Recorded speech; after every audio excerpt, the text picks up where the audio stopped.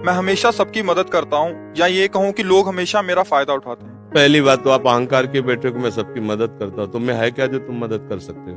क्या है तुम में मदद कर सकते हो? न तुम्हारे में बुद्धि है, न बल है, न इतने बड़े धनी हो, कुबेर का खजाना तो है नहीं, और बुद्धिमान ब्रह्मा वाली बुद्धि तो है नहीं। तो आप क्या मदद कर सकते हो? किसी की क्या मदद कर सकते हो? व्यर्थ का अभिमान क्यों रखते हैं? भगवान कृपा करके यदि किसी को एक लोटा पानी तुमसे पिलवा रहे हैं तो इस बात को ऐसे क्यों नहीं देखते हो कि भगवान कृपा करके इन रूपों में मेरी सेवा स्वीकार कर रहे हैं, मैं मदद। इसीलिए तो तुम्हें क्रोध आ रहा है, क्योंकि कामा संजायते क्रोधा, क्रोधा स्मृति विभ्रमा, स्मृति भ्रंशात बुद्धिनाशो, बुद्धिनाशात प्रणश्यति। तुम ये कामना किए बैठे हो कि मैं दूसरों की सेवा करता हूं और दूसरे मेरी बात नहीं मानते, मेरी ये सेवा नहीं हुई। तुम उनसे सम्मान चाहते हो। हमने तुमको पानी पिलाया, तुम्हें प्रणाम करो, हमारी बात मानो, हमारे अनुकूल चलो। इसे सेवा थोड़ी कहते हैं। सेवा कहते हैं नेकी कर दरिया में डाल। सेवा कर दी, अब तुम गाली भी दोगे तो हमें स्वीकार है। तुमने जल पी लिया, आनंद से तुम मस्त रहो, हमें गाली दोगे कोई परेशानी नहीं। इसे कहते सेवा। सेवा करके सामने वाले को झुकाने की बात आना, उसे सेवा नहीं कहते। पहली बात, गलत हो आप, तभी आपके अंदर क्रोध आता है। यदि आप गलत नहीं होगे तो आपके अंदर क्रोध नहीं आएगा। कामा संजायते क्रोधा, कामना है तभी क्रोध का प्रादुर्भाव होता है। क्या कामना है? कि हमने तुम्हारा सहयोग किया, हमने तुम्हारा हित किया और तुम हमारा बुरा करते हो तो क्रोध आ जाएगा। अगर तुम हित कर रहे हो तो तुम्हारा बुरा कौन कर सकता है त्रिभुवन में?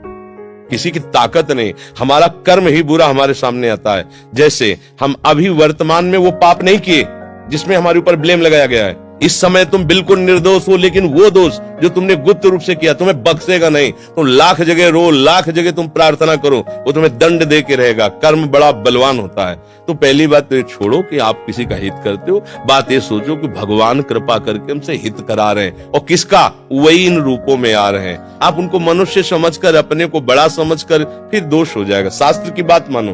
भगवान कह रहे हैं मैत्रः करुण एव च, लेकिन निर्ममो निरहंकारा। सबसे मित्रवत व्यवहार करो, ममता न करो, सबको सुख प्रदान करो, लेकिन अहंकार न करो। ये अहंकार ही तो क्रोध रूप में परिणित हो रहा है भैया। दोष को खुद पकड़े हुए हो, दूसरों पे दोष देखते हो, कैसे सुधार होगा? बात सुनो, यहाँ मुंह छुपरी बात नहीं होगी।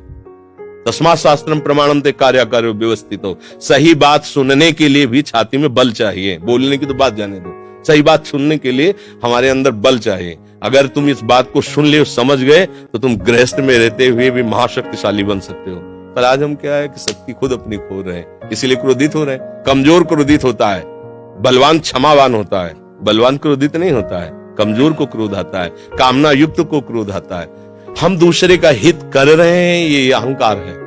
हम एक यंत्र हैं, भगवान यंत्री हैं, वो जैसा हमसे करवा रहे वैसा हो रहा है। हमें ये भावना रखनी है, हम करने लायक हैं। एक श्वास भी नहीं ले सकते इस तरह में, ऐसे भी नहीं कर सकते। अगर वहां से ऑफ हो जाए तो तुम एक श्वास नहीं ले सकते, फिर क्या होगा?